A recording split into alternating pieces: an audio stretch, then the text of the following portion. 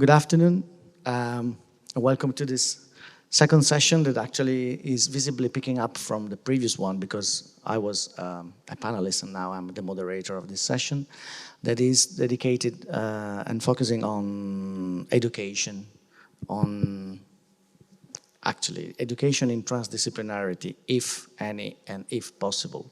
So I am Riccardo Balbo. I am the Dean of IED, Istituto Europeo di Design. It's a network of schools in Italy, Spain, and Brazil. We have 12 schools, and we cover all the creative aspects of design. You, please. Me. My name is Todd Eckert. I am the founder and president of a company called Tin Drum. We make something called mixed reality, which probably doesn't really make much sense because it's not that common a term, but any of you that come to the LDF routinely will know the work that we did 2 shows ago with the architect Sue Fujimoto. And you wear glasses, and it's not VR, it doesn't isolate you from the world, but the glasses embed the information in light. And sensors wind up choreographing that information in the light with the world. So you see the space, in this case, the Raphael Court downstairs. You see each other, and you see the content. That's more than enough for a short presentation. Okay, but then you will go back to this for sure. Angela. Hi, I'm Angela Rui. Thanks for the invitation. I'm basically an independent curator and writer, and I spent a lot of time with young guns in many different institutes and universities. Wouter. I am Wouter Haspeslagh. I am officially Chief Mobility and Urbanism at Granstudio, which is a transdisciplinary mobility design studio in Turin, Italy.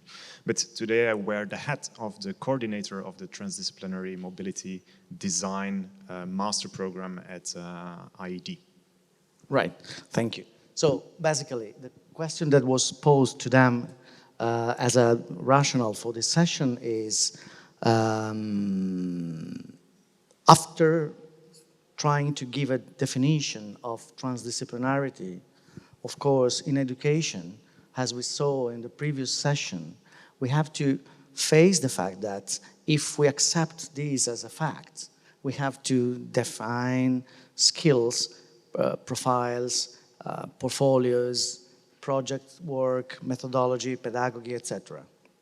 So I'm simply mirroring this kind of reflections to them and asking starting from Todd to Wouter, and then, no, starting from Angela, I think. Yes. Maybe have to start. Okay. By the way, in this very messy session that exactly the style I like, because speech are more, interactive. I have to share with you the fact that Laura Knight was also invited here, and she was with us yesterday night, but actually she had a small accident, so she couldn't stay with us today. So actually they should be in 4 rather than 3, so they have more time to debate and share ideas. So Angela, please. Yeah, okay. So let me just start from, a particular way in which I may think about transdisciplinary design or transdisciplinarity. And as you said also before, we have this Latin word, which is the trans, no? That talk about something that goes beyond. And in the case of transdisciplinary design transcends its own, disciplinary boundaries. What does it mean? It's so tough also to understand, no? How they deconstruct from the inside in the educational system some structures that are embedded in design professions. But actually, in my opinion, if design can transcend its own boundaries and its objectification in a way, it means that it can also tackle and deconstruct the main paradigm on which design at large has been historically design, it means that it was linked to notions like growth or permanent performance of systems and of people. And what about exactly, you know, a new gaze, a new perspective that in a way contrasts that historically paradigms. And so I was just thinking that if we can transcend these ideas, there is a genuine, really a genuine sense of care in the way we look at this possibility of transcending the discipline, and in this sort of notion of genuine care. Well, what about what is, you know, the matter that we care about? And actually, I think that with the students and inside classes, we train ways of, you know, sharing also the sense of caring about, you know, the way we interact, or caring about the way we can create communities instead of, you know, just teams. And it means that we have to really deconstruct, you know, structures that are embedded in the way we think. And actually, if I think about transdisciplinary design and about the care and caring on the word, it means that if I care of the word, I care about rights, the rights of future generations. And so one of the questions that maybe we can face all together with students within a class or you know, inside academia and so on is, how can I make, you know, how can I imagine that the legacy of what we are doing now here together could be valid at least for the 3 generations ahead, you know? And that's one of the points. So the notion of time in the design process, the validity of what you do, you know, pushing the boundaries in the future, and at the same time, this it's also trans-species. So you cannot imagine new communities that are only human, because we now know that we are part of the same, you know, web of life, and we should intend like that even the classroom, you know, becomes a community in which we are all participating, you know, not only humans, but beings, and the main training tool could be understanding how to relate each other. And then I have a lot to say, but maybe I just pass the mic. I think working with students made me realize that we should try to get more concrete and not linger too much in theory. I think our main view on society these days is actually based on information that we get through various channels that is completely fragmentalized, simplified, polarized. So that means that also our view on society is fragmentalized, simplified, and polarized. And I think ultimately, if you are a designer, then of course you want to make a positive change. And so basically you are an agent of change for society as a whole. The thing is, if you want to do that, then of course you need to somehow break out of your own fragmentalized box of information and try to see all sides of society at once.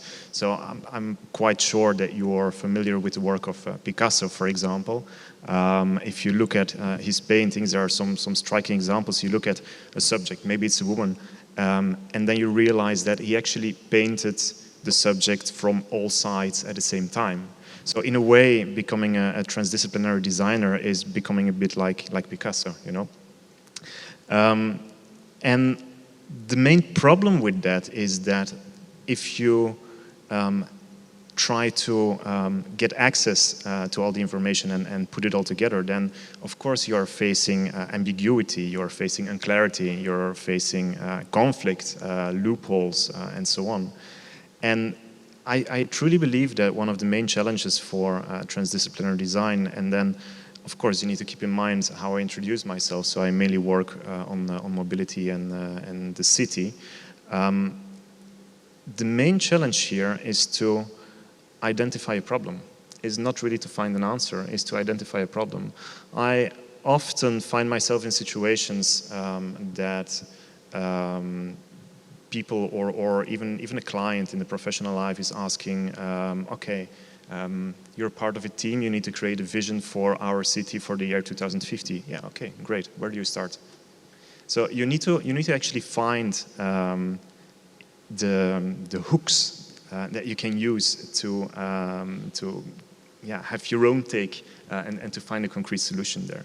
And of course, one of the aids that you have is that working with society, there is of course a constant in society, which is human beings. And so one of the key points, one of the central points, I think, for to really make it your own and to try to find or identify the problem that you want to tackle is a work from desired human experiences.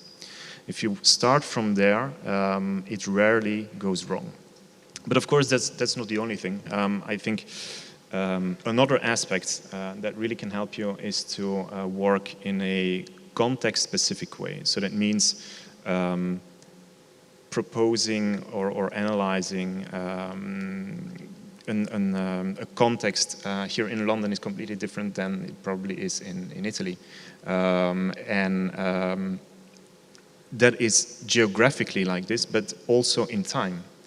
If you propose a solution, if you create a design, then of course it is not for an instance in time, especially if you create infrastructure. If you create infrastructure, then it's here for a long time to stay. So how do you make that relevant also in the future? And therefore, I think it's very, very important to design from within a frame of reference that is based in the future. So that means not being limited by today's limitations, but actually take into account all the possibilities of tomorrow, and rather really work from within that frame of reference and create your design proposals. Bringing that to education and, for example, our own master program, I think one of the key points is, I started to realize that it is almost impossible to teach. You can only do it. And so we try to come up not with the classic teacher-student patterns, but really work together in one big group. And we call ourselves a transdisciplinary team. And there is actually not really a differentiation between teachers and students anymore, which is a fantastic way to work. And sometimes we find that we do not have all the knowledge, and we invite guest speakers and we try to suck out as much information as possible from them to enrich our own stories. And I think in the end, and I'm just taking out my phone for a second because I like a quote that I read recently, I think in the last book of Rick Rubin, the music producer. I think in the end, creative people, you want to create something. You do not want to linger in theory too long. And in his book, The Creative Act, A Way of Being, Rick Rubin wrote, turning something from an idea into a reality can make it seem smaller. It changes from unearthly to earthly. The imagination has no limits. The physical world does. But the work exists in both. And I think that is actually a key point of realizing that in the end, as a designer, you're designing something, you're creating something. So sometimes beautiful words are more beautiful than the actual result, but it is the actual result that counts. Todd, it's you. Thank you. It's interesting because you are explaining the idea of transdisciplinary design through a quote by a record producer, which is an empirical example of transdisciplinary, I don't know, elucidation. But if you think about it, and I'm not in education. I came from no money, and I wound up with a degree after being kicked out of 2 high schools. But the only way I could do that was painting houses. And interestingly, I think probably painting houses taught me more about how to work with the world than the University of Houston. Now that was a particular institution.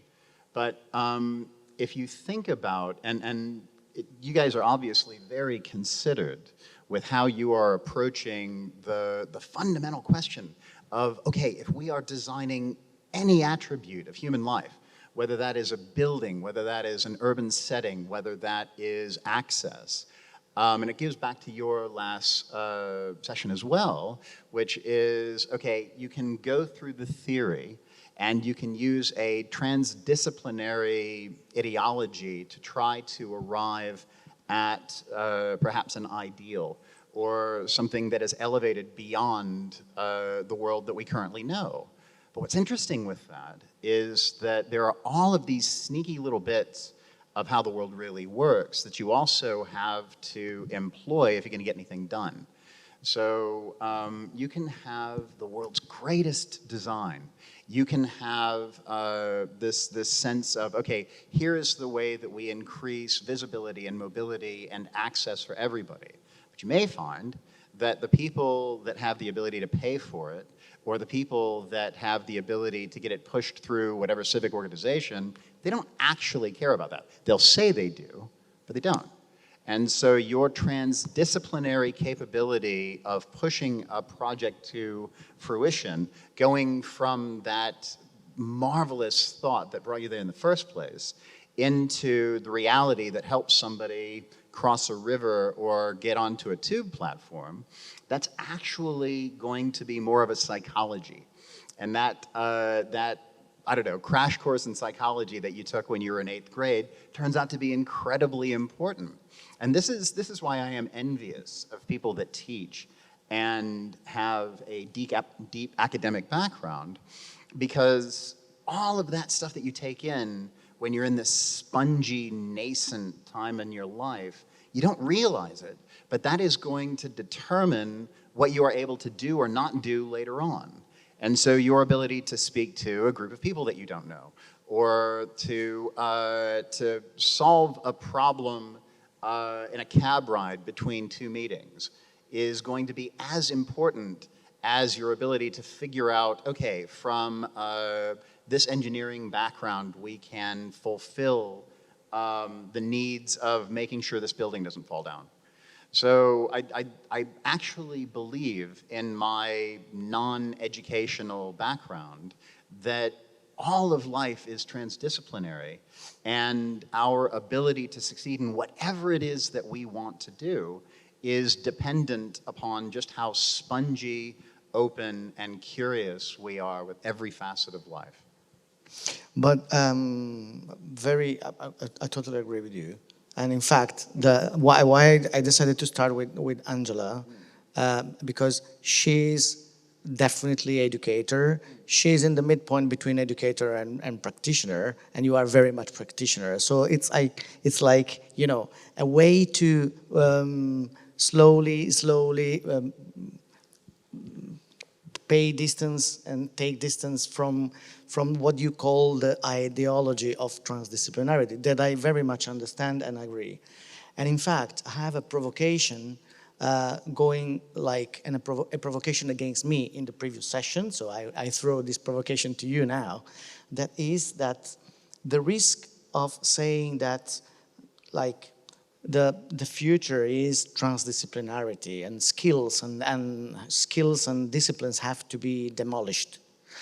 The risk is that we accelerate in the very dangerous direction of a nihilistic school where you say, you know what, everyone can do what, just be spongy and something will happen.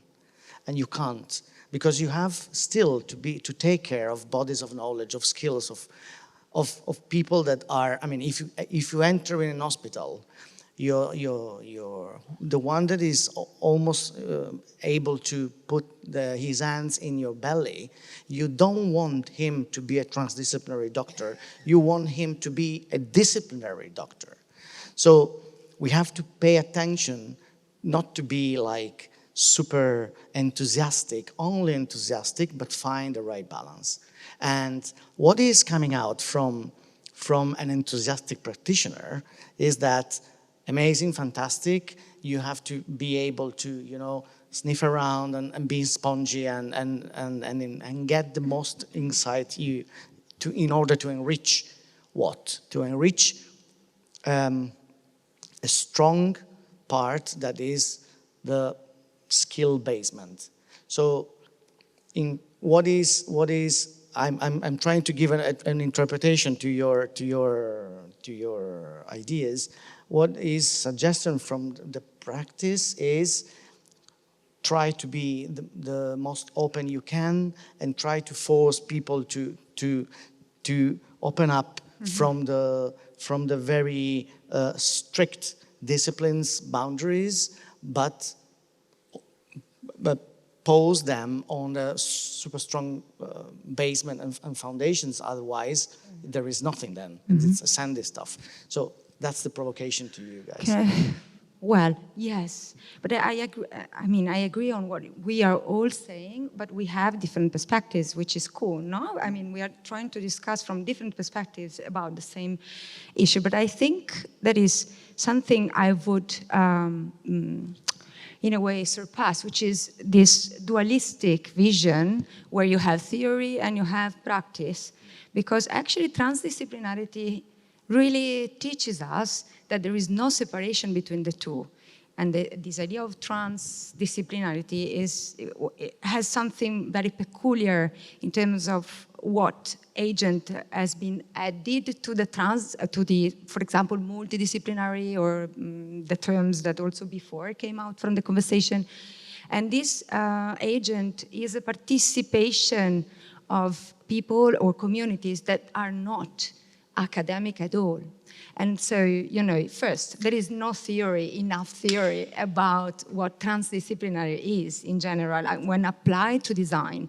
So what we do, what universities do all the time is testing methodologies. And in testing these methodologies, teaching methodologies, for example, you try also to create a situation in which the team or in the class or whatever, there are participants that are really not coming from the design field. For example, I taught for many years at the Design Academy in Eindhoven, and they had a class called Pedagogies of the Sea. Pedagogy of the Sea. So it's really like you put yourself in a situation in which you really don't know from where to start doing classes. And we all the time started with the organization of a field trip. The last time was in the Venetian Lagoon, but not in Venice, in the Venetian Lagoon. So we had to create a situation and, you know, and encounters with local people. And we went from the activist to biologists and scientists, but also a cook using, you know, local and new ingredients to modify also traditional recipes because of and then to discuss climate change. And then, so we have created this net of people where, I mean, the philosophy, the aim, the will, you know, of participating in this eco-social renewal, which is the only way to, you know, still exist in the future as a species, okay? It's also a way of putting all different knowledges together. By doing this, there is a problem that we all speak different languages, disciplinary languages, not only, you know, different idioms. And so the other second very tough question or, you know, or aim that we all should like take as a sfida, as a challenge, is really to train the way we speak each other. And to really understand each other, we should like skip theory as much as possible. And here experience, like personal experience of people enter. And so there is a sharing moment in which we all start to be, you know, persons, individuals, and not the academic, the scientist, the biologist, and so on. I participated to some workshop, for example, in which there was the trainer, you know, like conducting a conversation, but the first, you know, indication was don't tell to the group what you do. That was nice, actually. But do you, Angela, do you think that design, in this sense, design might be like the, the game melting changer. language, the Esperanto, Yeah, absolutely, like the yes. melting way to put together different languages that actually, to me, are not languages, are mindset. Because when you have mindset, so the mindset is this application of love as care, biology of love, like biologists say, biology of love, to indicate the care, of act of caring. And so at the end, I think that love is it is the most powerful technology we dispose of. Okay, if we start thinking that care is a technology, and we look at care as a form of technology, then you can embed, the project or this act of caring with specificities and qualities and professional skills. So I'm not saying that with the students and in the design schools we have to kind of overpass the idea that we also need to have the skills to design. But to design what, for example? And so when you understand what is that what, you can also change, the skills. Otherwise, this is like a never-ending story, actually. And design, I think, can be a game changer of the way we relate each other with other species, with the world, in an environment, even if it's the matter of designing a new infrastructure. So you say, it's a matter of designing new questions, no? So let's listen to the others and to these questions, or let's imagine what would be the question of the seagull, for example, in the lagoon, or of clam. This is exercise we do all the time, and we just don't speculate. So design can enter as a sort of tool that allowed us to really create, I call them like social material platforms, okay? No matter what is the outcome. It could be like, again, a device. It could be like a space for a conversation. It could be or an exchange. It could be the design of a relation with the other, or the facilitation of a language. So you can embed technology, robotics, or urban planning, but at the core there is another way of looking at the future in a, I would say, not in a non-technocratic way. Okay, then technology, of course, is a tool. It doesn't have to become the core or the image of what we do. I have a question for Todd, and I have also a question for you, Riccardo. I know I'm not supposed to ask you a question because you're like organizing the session, but I know also you like messy sessions, so here we go. Todd, you said before, basically, transdisciplinary is life, and since also in the previous session we were talking about language, and also now you again brought up the topic of language again. Do you think transdisciplinarity or transdisciplinary design is actually nothing new? It's just a fancy term that was invented and now we pretend that it's something?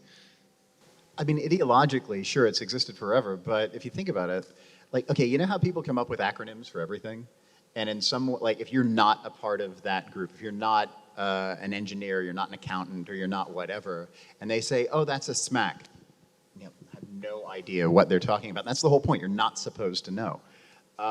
So the idea that people would kind of cross-pollinate with whatever their real understanding of the world is, I think that is maybe relatively new.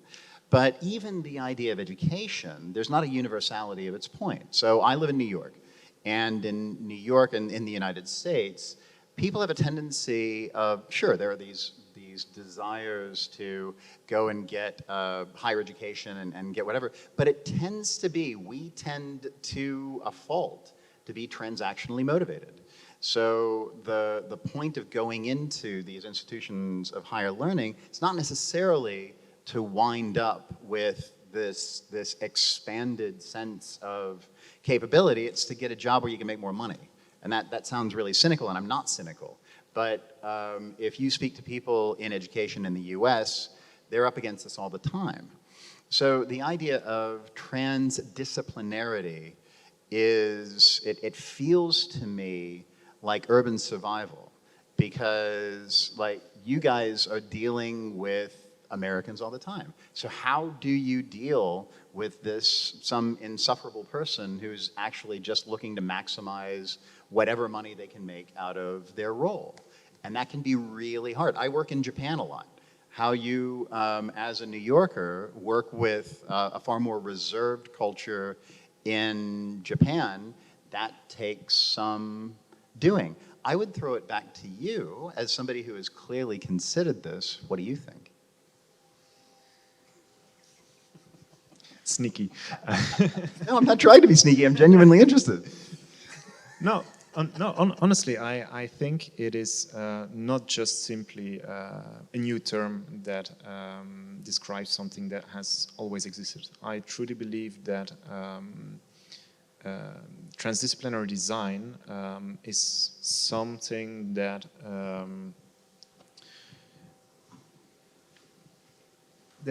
I think I should frame it more with describing what, to me, the difference is between interdisciplinary design and transdisciplinary design. To me, interdisciplinary design is, let's imagine an apple, and you have all the worms that come there, and they all bite their own piece that they know from the apple, and maybe they leave something, who knows, and the actual product that comes out of it is basically the sum of its parts. It's very different if you think about transdisciplinary design. All the worms come to the apple, and the apple, I don't know, turns into a banana. I don't know. It's something completely different that is unexpected. Basically, it transcends what it used to be, and the sum of its parts becomes much more than just the parts on their own. And I think that is the essence of transdisciplinary design and how I see it. So I don't think, or at least I'm convinced that it's not just a fancy term for something that we've always done. Yeah. So you want to ask me something? Yeah. Because I would like also to know if someone is then interested in asking something to them and to me as well. So there is a ladies here. Sorry, it's very dark here, and then someone else. So just if you can wait 1 minute, that so in order to Wouter ask me something, and I will see if I am able to answer to him, and then I should. No. I think you are absolutely right mentioning that you do not want to have a transdisciplinary doctor taking care of you. Also, as a practitioner, and I think the next session will go... as a practitioner, and I think the next session will go deeper into that. I think there's always the need for a balance between generalists and specialists. In whatever case, and someone, of course, can be also both. Often I consider myself a specialized generalist. But I wanted to get to the point that what I also said before, we tend to work with our students in the master program as a transdisciplinary team, which is something different than a group of transdisciplinary designers, because you work from within a team, so within community. And I think the students learn at least as much from one another and all the backgrounds than they learn from teachers and so on. So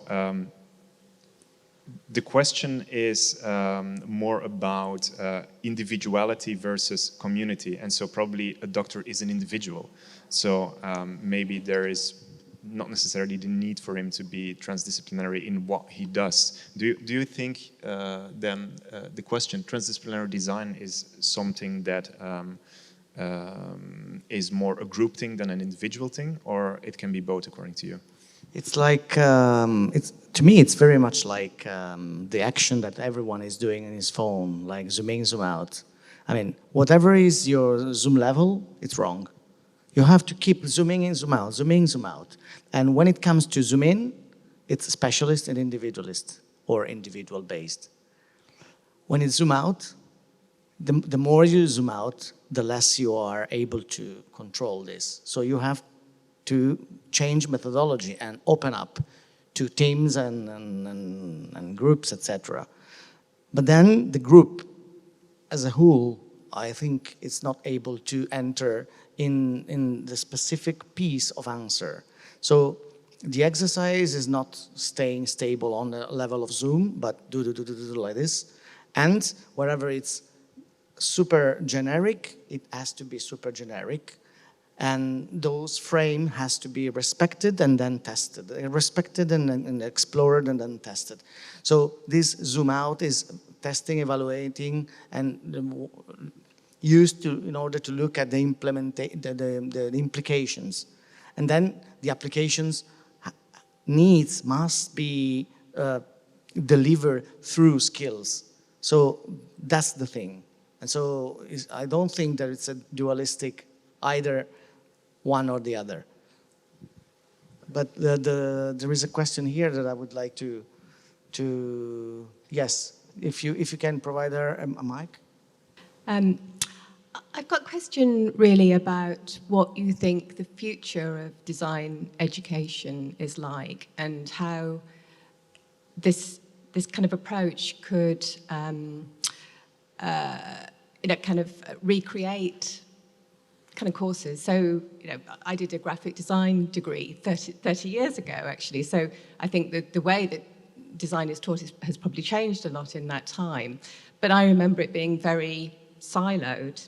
You didn't really have very much to do with a jewellery designer or a furniture designer. But I wonder whether actually the future could be, in the future design education could be more about, kind of collaborating with, kind of within different sort of modules, and it being more a kind of central part of teaching. Thank you. Very clear. I fully agree with the question, by the way. But now it's for you. Who? Do you want? Do I go? Well, I can speak from my experience. So, for example, again, at the Design Academy in Eindhoven, masters are not into jewelry design, product design, furniture design, and so on, information and so on. But they are like social design or geo design, and inside that specificity of looking at specific issues you want to tackle through design, the people attending that master comes from very, very different areas. So again, you can have someone coming from information design, someone else coming from humanities, even not designing anything in the past in her own experience. Just to say that in that case, you really create a group of people that have different skills, and they are there with their vulnerability even, because they don't know if what they have as skills can be applied to that context. And of course, the answer is yes, of course. Use what you know to channel, these topics that we want to tackle to create awareness and vocabularies and, again, possible, interactions, material interaction between different agents, if we talk about social sciences, for example. So again, I think one of maybe the key is really not to work in a disciplinary way in the moment in which you want to focus on a certain way of intending design. So again, social, geo, whatever. And the other part, I think it's more political, and we are still not there, at least in Italy, but also I think other countries, European countries like that. It's so difficult to change curricula of the students, so tough, because this is something that comes from, the Ministry of Education, and so you have to adapt those requests into a program and an offer that can, in a way, fit that proposal. And sometimes it seems that it's not working, and working from the inside, you just really would love to mix up a little bit more, and having, for example, classes about, theory or social sciences at the beginning, at the first year, not at the fourth. Doesn't make any sense to have them at the fourth, no? So to create awareness at the beginning, first, second year, and we cannot, no? So really need to also, direct our intentions also to politics and also policy making, if we look outside of the university, to move and to renovate in a way the possibility of changing curricula as well. 3 minutes left. Wouter, you want to add something? Todd? I can offer nothing here, not being an educator. You can. No, I think you're absolutely right, but I think also we are in pivotal moment in which, for example, some of our students, they're from all over the world. And so a student from Peru, for example, she expressed very sincerely the doubt whether the companies where she could later on, when she goes back to Peru to work, whether they would understand already now the value of a transdisciplinary approach, because they are looking for someone who is skilled in one very single thing. So for that to linger true in the professional life because as a practitioner, of course, if you put out what do you call it? If you want to hire someone and you have a job description, you do not want whoever, you are probably looking for something very specific that is lacking within your team. And so... but I would argue yeah. I'm not. Okay. We're making experiences in a medium that nobody understands. And we've been very successful. We've been able to make things, 20,000 people saw the Ryuichi Sakamoto piece in 5 weeks. But I'm specifically looking for that very rare animal that says, okay, I have a background in computer science, I have a background in whatever it is, but I can think beyond it. And I am capable of taking these rudimentary skills and translating them into an utterly different way of presenting media and experience. So I'm very happy to talk to your friend from Peru. Perfect. Thank you very much. Ask was about actually the last part you were talking about, like the danger of companies not recognizing the transdisciplinary part, because I have a degree in industrial product design, so I had a very transdisciplinary education, but now I've graduated 2 years ago, and I feel like my portfolio is very fragmented. I don't have anything like very specific. How do you go about like finding a job when you have that kind of degree? I'm thinking about now going into education myself, so I'm studying to become a teacher. How do I best support future designers, future people who want to find a job afterwards? How do you go about creating a portfolio that's not as fragmented? Well, actually, sorry, I jump in, even if I should not. Fragmentation is like in London you have an exhibition on David Hockney. David Hockney was creating big pictures starting from fragmentations. So fragmentation of a portfolio to me is not bad. Because in fact, fragmentation is just a matter of how you look at pixels. So fragmentation it depends on the level of zoom. If you look at the very high point, maybe that fragmentation is not fragmented anymore.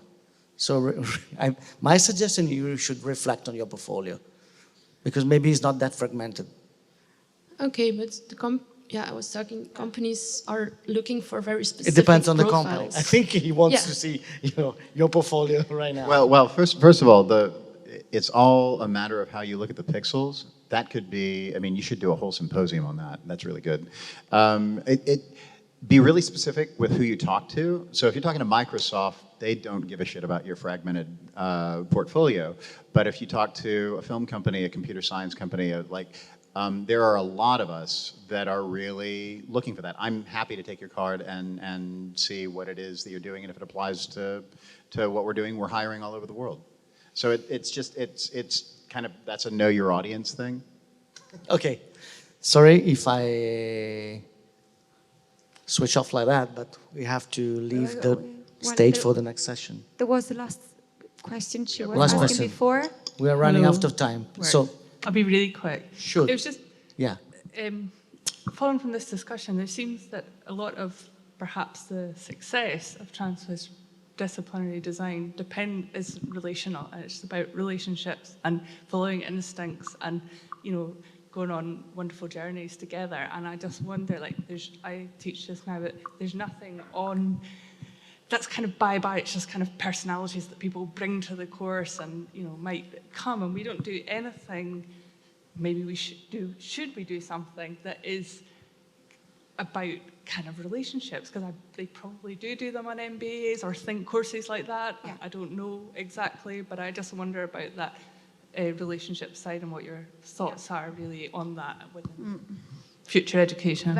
Very shortly, yes, okay. I mean, this is a really like shared issue between teachers and so on. What I just try to do is not only focusing on what I teach, but how I teach. And so exercise, assignments, experiments within the group that are super experimental in terms of, okay, let's try to deconstruct the classroom and make it becoming like a space of, of expression also. That's the only thing I can say in 30 seconds.